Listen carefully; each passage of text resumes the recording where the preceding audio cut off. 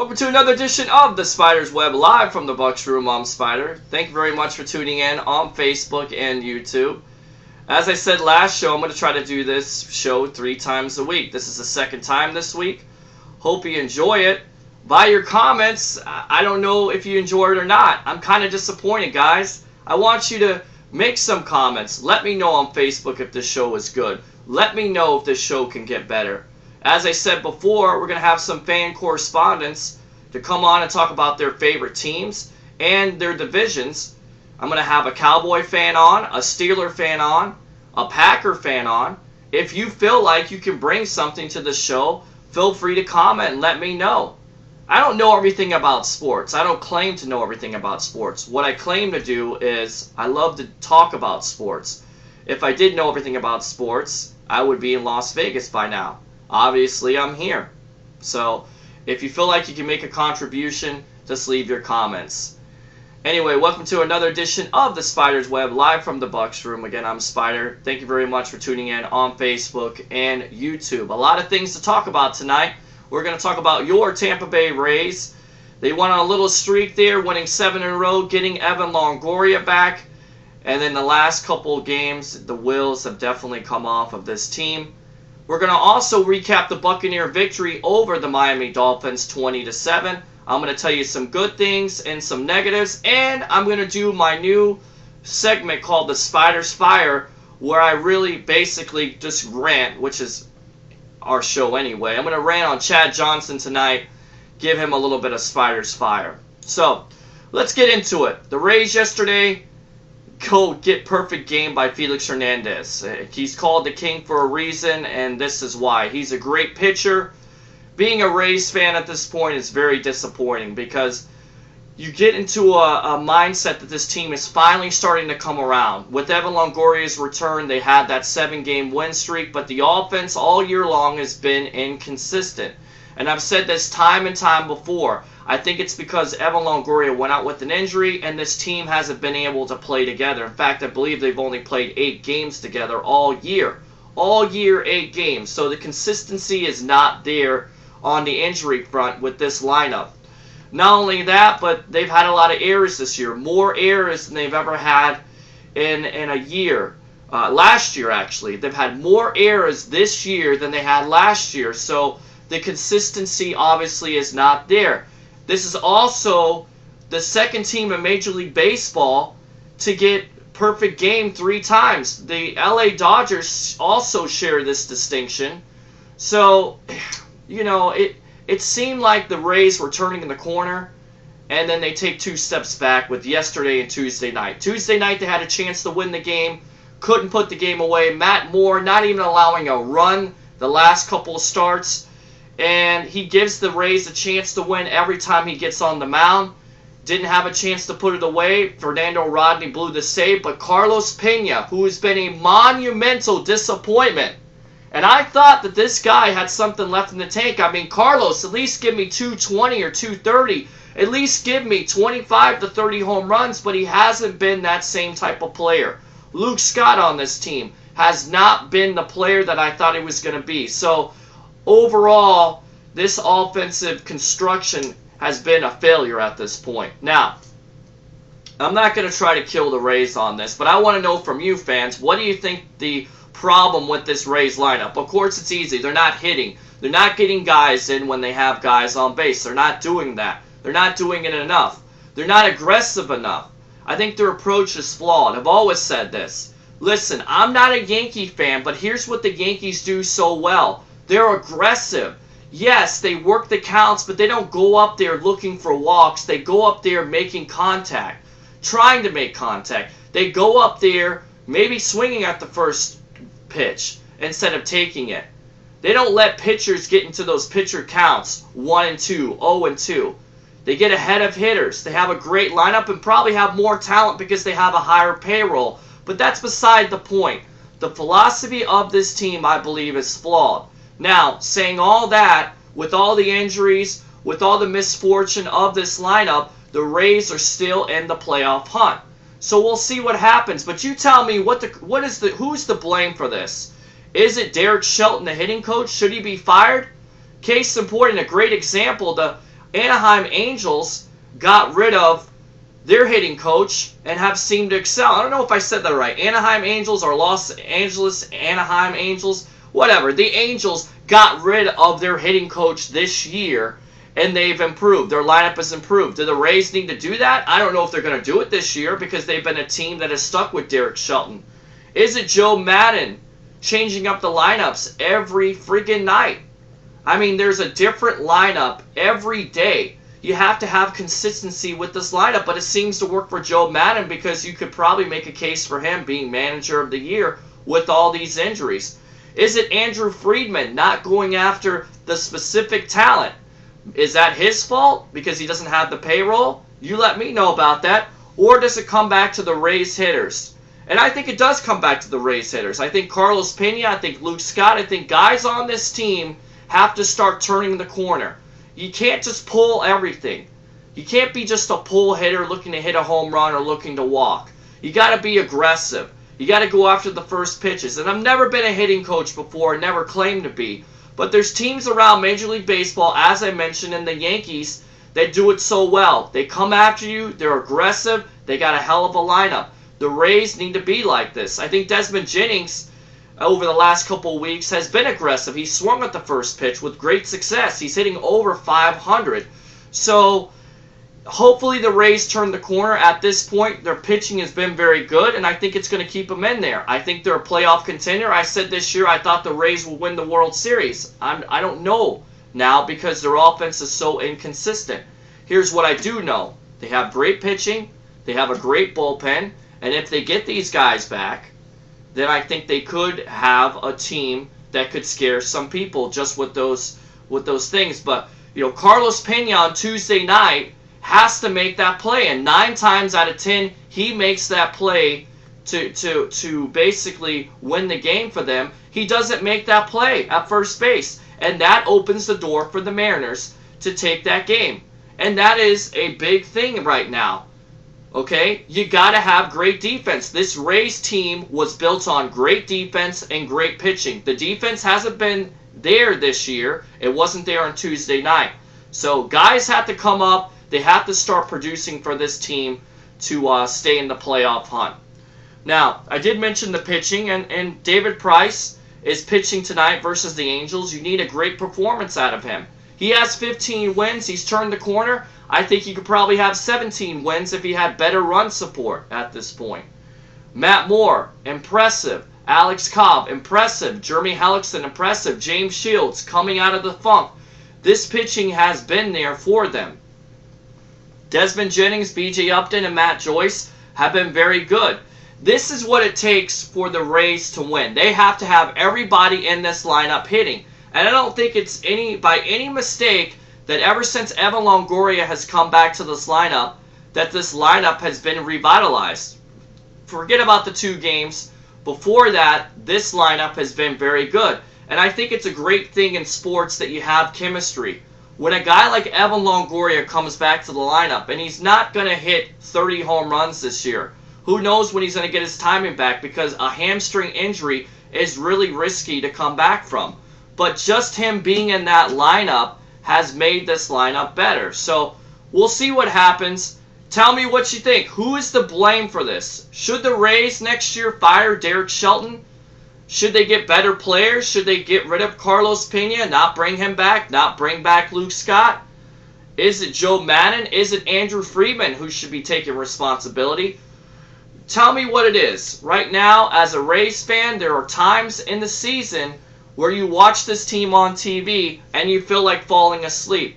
You feel like going and just taking your head and sticking it in the oven and turning it on high because you're so frustrated, because there are times in the season where this team can score 5 to 6 runs and get a great pitching performance, and there are times like yesterday where they can't even get a hit, where they get perfect gamed by Felix Hernandez. So you can tell I'm frustrated as a Rays fan, and probably out there, folks, you're probably frustrated too. Tell me what you think. Do you think they're a playoff contender? I do. I think they are once they get everybody back. So, it's going to be interesting to see. They got about 4 or 5 weeks left.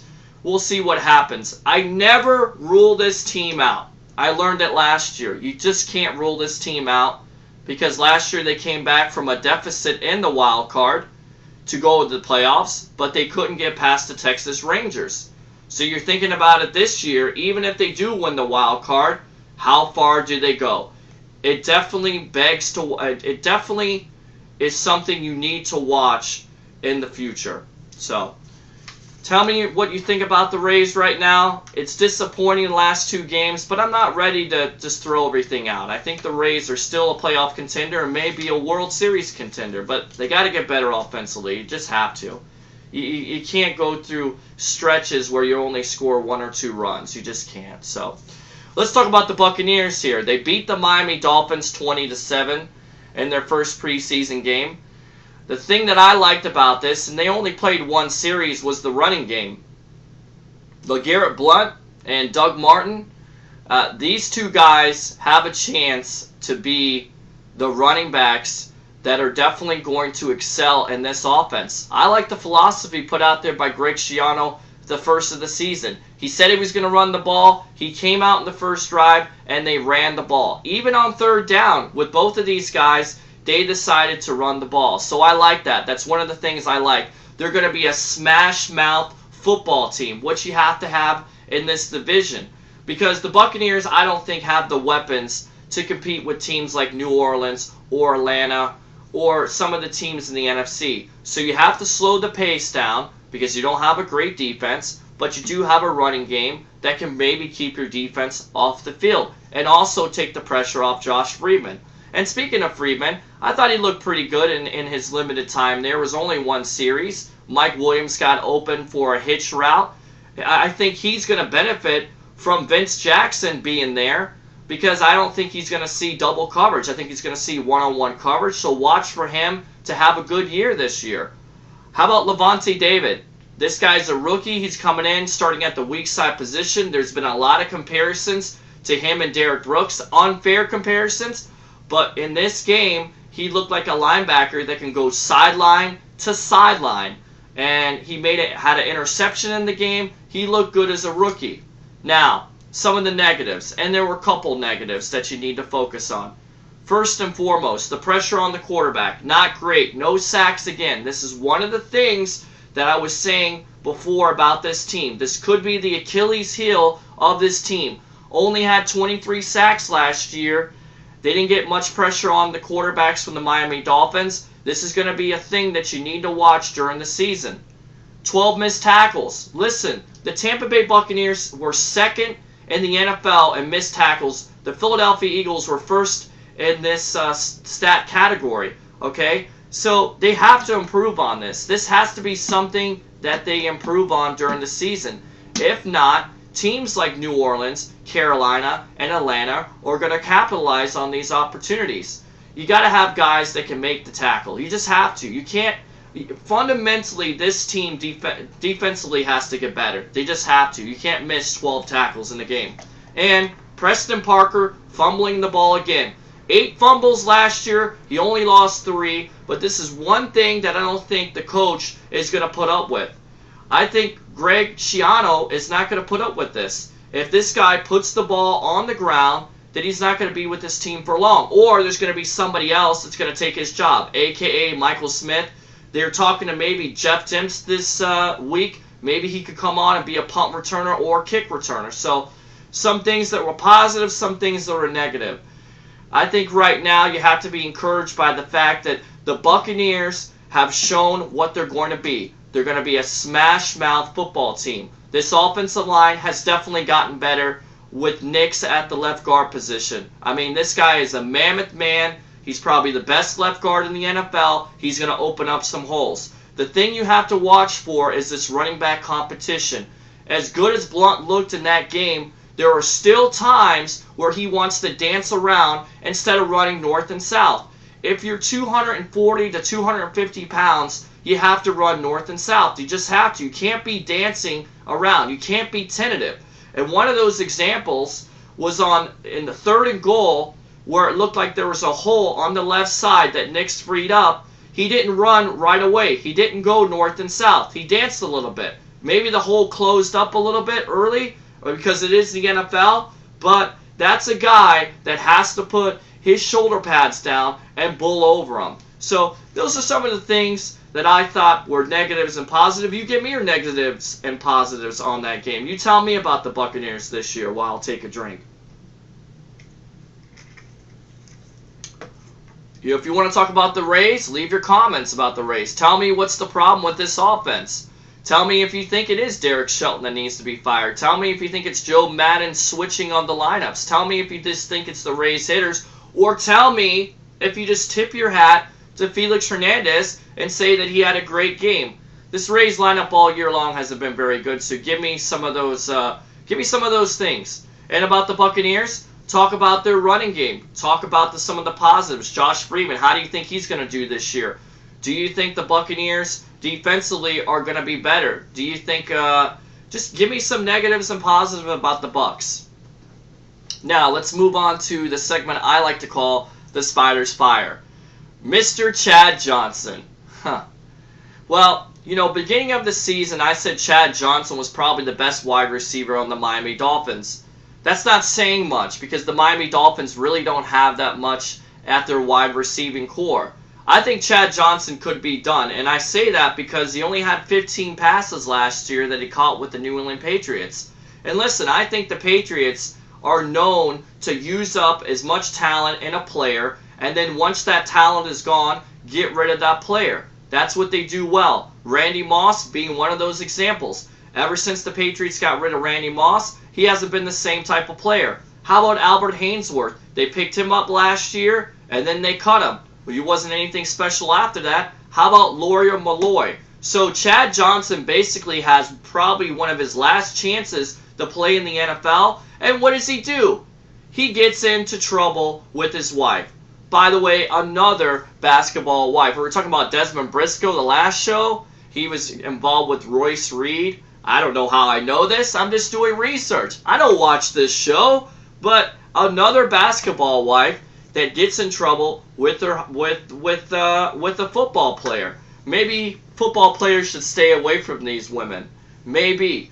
But at this point, Chad Johnson probably has one of his last shots to play with the Miami Dolphins and in the NFL, and what's he do? He headbutts her.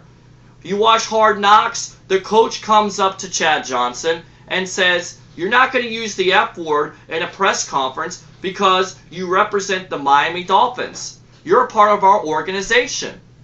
Okay, so knowing what we know about Chad Johnson and about the coaching staff not wanting to put up with his antics and not wanting to put up with all these distractions that, by the way, seem like they're not helping Chad Johnson's game. They're actually making it worse. You can call him Ocho Stinko. You can call him whatever you want to. But the last couple years, Chad Johnson has been a shell of himself. But what does he do? He gets into an argument with his wife, headbutts his wife because she finds a condom receipt, okay, which, by the way, if you're going to cheat on somebody, not a good thing to do in the first place, especially a basketball wife or whatever. But it's not a good thing to leave a receipt around. I mean, that's just stupid in the first place. But to headbutt her when you know that you probably have one of the last opportunities in the NFL to play is stupid on your part. All I can say is kudos to the Miami Dolphins by getting rid of this guy because he's absolutely a distraction for any football team. And I would not be surprised if no football team picks him up just because of that. Just because of the distractions off field. Now let's not talk about his declining skills. Again, 15 passes last year for the New England Patriots, and that wide receiving core was nowhere near anything good at all. So if Chad Johnson only catches the ball 15 times last year, and I keep on saying it and emphasizing it because it wasn't that many passes. If he doesn't have that opportunity to break in with the New England Patriots and be productive, then I don't think he has any chance to be productive anywhere. So good job to the Miami Dolphins. Have a nice life, Chad Johnson. You deserve everything you get. You don't deserve to play in the NFL. And maybe, just maybe, you should have focused more on what's important at hand. Playing the game of football. That is what's made your reality show, which, by the way, got canceled by VH1. That's what made your reality shows and all the things, all the stupid things you do off the field available to you because you played football. And for some reason, you lost that mindset that football is the #1 thing that you should be thinking about. Well, again, this has been the Spyder's Web live from the Bucs room. I'm Spyder. Leave your comments. I've been disappointed. Please make me happy by leaving your comments. Let me know what you think about these subjects. Talk about the Rays. Talk about the Bucs. And tell me, do you think it was a good thing by the Miami Dolphins in getting rid of Chad Johnson? Again, this has been the Spyder's Web. I'm Spyder. Same Spyder time. Same Spyder channel.